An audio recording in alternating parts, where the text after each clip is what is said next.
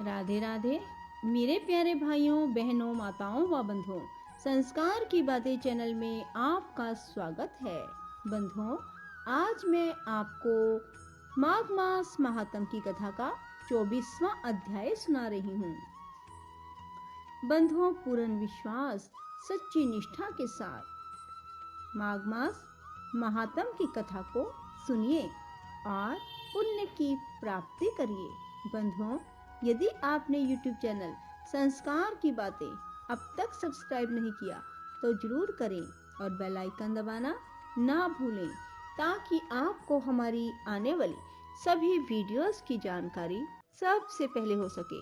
बोलो विष्णु भगवान की जय, लक्ष्मी माता की जय, शिव शंकर भोलेनाथ की जय, माँ पार्वती की जय, गुरुदेव की जय। लोमश जी कहने लगे, वह राजा पहले तो तामिश नामी नरक में गया, फिर अंध तामिश नरक में, जहां पर अति दुखों को प्राप्त हुआ, फिर महारौरव, फिर कालसूत्र नामी महानरक में गया, फिर मूर्छा को प्राप्त हो गया। मूर्छा से चेतना आने पर तापन और संप्रतापन नाम के नरक में गया। अनेक दुखों को भोगता हुआ प्रताप नाम के नरक में गया। तब काकोल, कुड़पल, पुरमृतिका, लोह शंकु, मृज्जीव आदि नरकों में होता हुआ असी पत्रवन में पहुंचाया गया। फिर लोह धारक आदि नरकों में गिराया गया। भगवान विष्णु के साथ द्वेष करने के कारण वह 21 युग तक भयंकर नरकों की यातना भोगता हुआ नरक से निकलकर हिमालय पर्वत पर बड़ा भारी पिशाच हुआ। उस वन में वह भूखा और प्यासा फिरता रहा। उसको मेरु पर्वत पर भी कहीं खाने को ना भोजन मिला, ना ही पीने को जल। होतव्यता के कारण वह पिशाच घूमता हुआ एक समय पलुत प्रस्त्रवन नाम के वन में जा निकला। बहेड़े के वृक्ष के नीचे वह दुखी होकर हाय मैं मरा, हाय मैं मरा ऐसे शब्द जोर जोर से पुकारने लगा और कहने लगा, भूख से दुखी मेरे इस जन्म का कब अंत होगा। इस पाप रूपी समुद्र में डूबते हुए मुझको कौन सहारा देगा। लोमश जी कहने लगे, इस प्रकार वेद पाठ करते हुए देवद्युति ने उसके दुख भरे वचनों को सुना और वहां पर एक पिशाच को देखा, जिसकी लाल डरावनी आंखें, दुर्बल शरीर, काले काले ऊपर खड़े बाल, विकराल चेहरा, काला शरीर, लंबी सी जीभ बाहर निकली हुई, लंबे ओंठ, लंबी जांघें, लंबे लंबे पैर, सूखा चेहरा, आंखों में पड़े गड्ढे वाले पिशाच को देखकर देवद्युति ने उससे पूछा, तुम कौन हो? ऐसी करुणा से क्यों रोते हो? तुम्हारी ये दशा कैसे हुई और तुम्हारा मैं क्या उपकार करूं? मेरे आश्रम पर आ जाने से कोई प्राणी दुखी नहीं रहता। वैष्णव लोग आनंद ही करते हैं। सो हे भद्रे, तुम अपने इस दुख का कारण जल्दी कहो, क्योंकि विद्वान मनोरथ पाने के लिए विलंब नहीं किया करते। ऐसे वचन सुनकर प्रेत रोना बंद करके विनीत भाव से कहने लगा, हे द्विज, किसी बड़े पुण्य में मुझको आपके दर्शन हुए। बिना पुण्य के साधुओं की संगति नहीं होती। फिर उसने पहले जन्म का वृतांत कहा कि भगवान विष्णु के द्वेष के कारण मेरी यह दशा हुई है। जिस हरि का नाम यदि अंत समय में मनुष्य के मुख से निकल जाए तो मनुष्य विष्णु पद को प्राप्त होता है। जो सबका पालन करता है, उसी से मैंने द्वेष किया। यह सब मेरे कर्मों का दोष है, जिसकी ब्राह्मण तप द्वारा प्रार्थना करते हैं। ब्रह्म आदि देवता, सनकादिक ऋषि जिसको मुक्ति के लिए पूजते हैं, जो आदि मध्य व अंत में विश्व का विधाता और सनातन है, जिसका आदि मध्य और अंत नहीं है, उस भगवान के साथ मैंने द्वेष किया।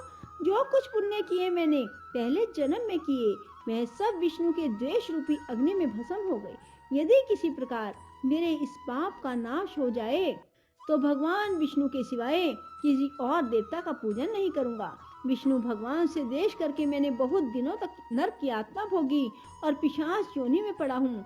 इस समय मैं किसी अच्छे कर्म के योग से आपके आश्रम में आया हूँ, जहाँ पर आपके सूर्य रूपी दर्शन से मेरे दुख समान अंधकार को दूर कर दिया।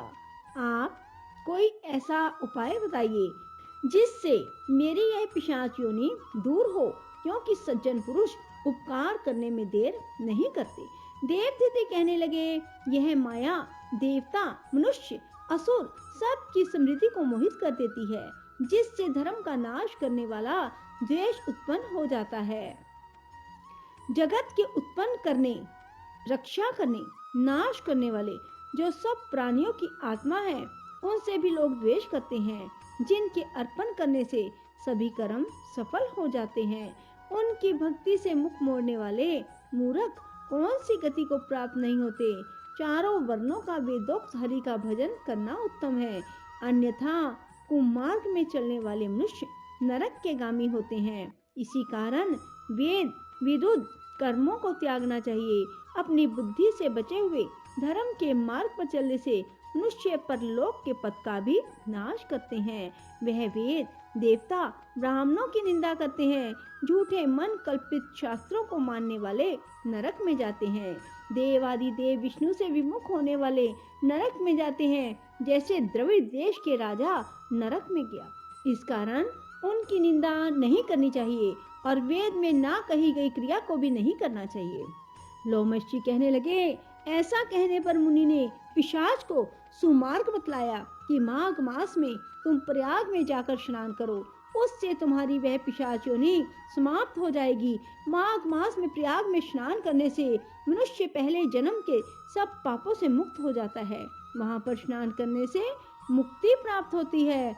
इससे बढ़कर और कोई प्रायश्चित नहीं। संसार में यह मोक्ष और स्वर्ग का खुला द्वार है। गंगा और यमुना का संगम त्रिवेणी संसार में सबसे उत्तम तीर्थ है। पाप रूपी बंधन को काटने के लिए यह कुल्हाड़ी है। कहाँ तो विष्णु, सूर्य, तेज, गंगा यमुना का संगम, कहाँ यह तुच्छ पाप रूपी तृण की आहुति। जैसे घने अंधकार को दूर करने वाला शरद का चंद्रमा चमकता है, उसी तरह संगम के स्नान से मनुष्य पवित्र हो जाता है। मैं तुमसे गंगा यमुना के संगम का वर्णन नहीं कर सकता, जिसके जल की एक बूंद के स्पर्श से केरल देश का ब्राह्मण मुक्त हो गया। ऋषि के ऐसे वचन सुन प्रेत के मन में शांति उत्पन्न हो गई, मानो सब दुखों से छूट गया हो। बोलो विष्णु भगवान की जय हो। राधे राधे। जय श्री कृष्णा। बंधुओं, यदि आपको हमारी यह कथा पसंद आए तो इसे लाइक करने के साथ साथ शेयर भी करें। धन्यवाद।